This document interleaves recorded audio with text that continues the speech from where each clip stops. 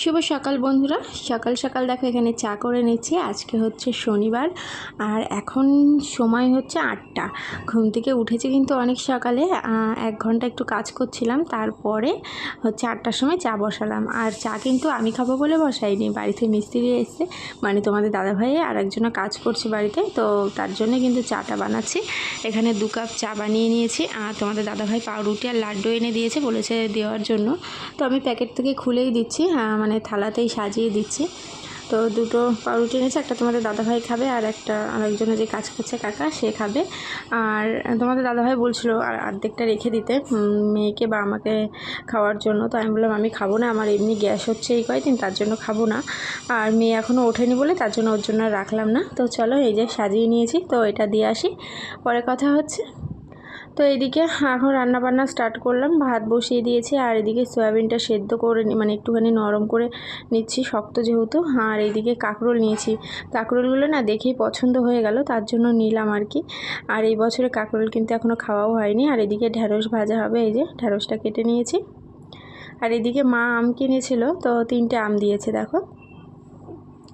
এই বছরে কিন্তু এখনও পাকা আম খাওয়া হয়নি, তার জন্য আর কি মা দেখলাম কিনলো সবজিওয়ালার কাছ থেকে, অনেকগুলো আমি কিনেছিল, মানে 3 কেজি মতো মনে হয় কিনেছে। তো এখানে আম দিয়েছে, এটা এখন সবজির ঝুড়ি বলছি, ফলের ঝুড়িতে রেখে যাচ্ছে, এখন আর খাওয়া হবে না। আর এখানে একটা আপেল আর একটা লেবু রয়েছে, ওটা আজকে আর মেয়েকে দেবো না, আজকে দুপুরে মেয়েকে আম দেবো, কালকে দুপুরবেলা হচ্ছে ওকে লেবু কেটে দেবো, ঠিক আছে? তো চলো রান্নাবান্নাগুলো করে নিই, পরে তোমাদের সঙ্গে কথা হচ্ছে।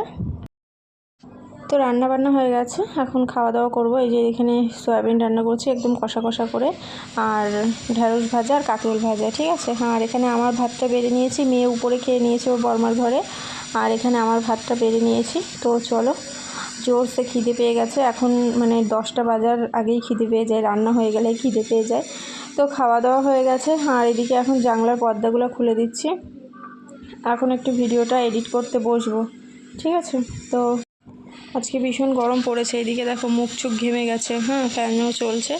আজকে মাল হয়ে গেছে, মুখ দেখতে পাচ্ছি না, ওটা করলাম না, এখানে চিয়াতে করে দিয়েছি। তো এখন মালগুলোকে নিয়ে মেয়েকে চান করা থাকে, মেঘ করেছে, ভীষণ মেঘ করেছে, মেয়েকে চানটাকে পরে করাবো, আগে আম খেতে চাচ্ছে, আমটা কেটে দেবো। মালগুলো ভাবলাম পুড়িয়ে নিয়ে এটা আমটা কেটে দেবো। পোড়ানোর আগে আমটা কেটে দিলেই ভালো হতো, কিন্তু ওই যে হাতে আঠা না, কল করছিলাম, তাড়াতাড়ি দিয়ে আসবো। এখন রেস্ট নিব, মানে ডিট হয়ে গেছে কিন্তু করা হয়নি, রেস্টে বসাবো, রেস্টে বসিয়ে দিই, মেয়েকে চান করাবো, ঠিক আছে? ভিডিও পোস্ট করতে হতে আজকে মনে হয় 2:30-3টে বেজে যাবে।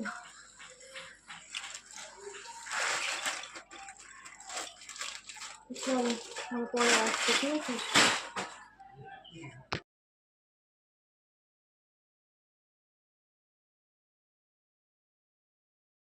তো একদম চলে আসলাম ঘুম থেকে উঠে, এখন বাজে 5:30, একটা টানা ঘুম দিয়েছি, ঘুমটা সত্যি খুব ভালো হয়েছে। আর এদিকে একটু মেঘ করেছে, হাওয়া হচ্ছে। আর এদিকে দুপুরে যে ভাত খেয়েছিলাম সেই থালাগুলো মেজে ঘুমিয়েছিলাম না, খাওয়া দাওয়া করে ঘুমিয়ে পড়েছিলাম। আর এদিকে এখন ঘুম থেকে উঠেই থালা বাসনগুলো মাজছি, আর পাশে ওই যে কাকি শাশুড়ির ছোটো বৌমার সঙ্গে গল্প করছিলাম, ওই বলের ব্যাপারেই কথা বলছিলাম। তো চলো এদিকে থালা দুটো ধুয়ে নিই। আর ওই যে পাশে একটা বাটি দেখতে পাচ্ছ, বাটিটার মধ্যে না গামছা ভিজিয়ে রেখেছি, সকালবেলা না দুপুরবেলা মেয়েকে স্নান করিয়ে গামছাটা না ভিজিয়ে রেখেছি। তো গামছাটা এখনও কাচা হয়নি, মানে ভিজিয়ে রেখেছি ইচ্ছা করেই, যে বিকালবেলা চান করার সময় কেচে দেবো, তাহলে অনেকটা টাইম ভিজা থাকবে, মানে ভিজানো থাকলে নোংরাটা উঠে যাবে। আর এই গামছাটা মেয়েকে মোছাই, তো ওকে যেহেতু তেল মাখানো হয়, ওর গামছাটা একটু তেল কাস্টে কিন্তু হয়ই। আর আমি একটা নতুন গামছা বের করে নিয়েছি আমার জন্য, তোমাদের দাদাভাইয়ের তো আলাদা গামছা আছেই, মানে 3টে গামছা বের করে নিয়েছি। আর কাচের গ্লাসটাতে তোমাদের দাদাভাইদের আজকে গুড় ছিল না বা দইও ছিল না, ওদের আজকে চিনি দিয়ে লেবু দিয়ে নুন দিয়ে জল করে দিয়েছিলাম আর কি, তার জন্য এই কাচের গ্লাসটা মেজে নিলাম। তো চলো যা ছিল, যেটাতে শরবত করেছিলাম সেটাও মেজে নিলাম, ছেঁকনি দিয়ে একটু ছেঁকেছিলাম, তো সেটাও মেজে নিলাম। তো চলো এবার গামছাটা ভিজাবো, এই বাসনগুলো রেখে আসি।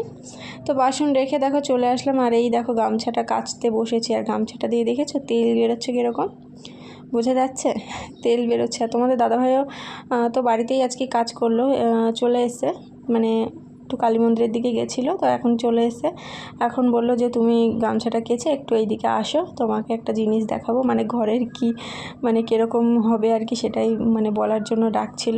তো মেয়ের ঘরটা একটু ছোট হয়ে যাচ্ছে, আর কোনো অসুবিধা নেই, মেয়ের ঘরটা একটু ছোট হয়ে যাচ্ছে, মনে হয় একটা খাট আর একটা মানে ঠাকুরের সিংহাসনই মনে হয় আঁটবে, তো এখনও সঠিক বলতে পারছি না, বললো একটু ছোট হয়ে যাবে, তো সেটা বলার জন্যই ডাকছিল। আমি বললাম দাঁড়াও গামছাটা কেচে তারপরে যাব, তারপরে দেখে এসে স্নান টান করবো, ঠিক আছে।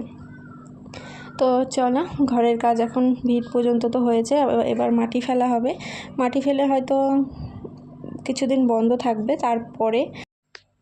তো চলো, এদিকে গামছাটা আমি ধুয়ে নিচ্ছি, আর কলে কিন্তু জলও এসে গেছে, টাইম কলে জল এসে গেছে, তার জন্য বেশ কাজগুলো তাড়াতাড়ি হয়ে গেল। তো চলো গামছাটা এবার নেড়ে দিই, দিয়ে ওইটা দেখে এসে তারপরে স্নান করব, ঠিক আছে। তোমাদের সঙ্গে আবার পরে কথা হবে, কখন কথা হবে বলতে পারছি না, কিন্তু পরে কথা হবে। চলো, ভীষণ বৃষ্টি হচ্ছে, শুনতে পাচ্ছ?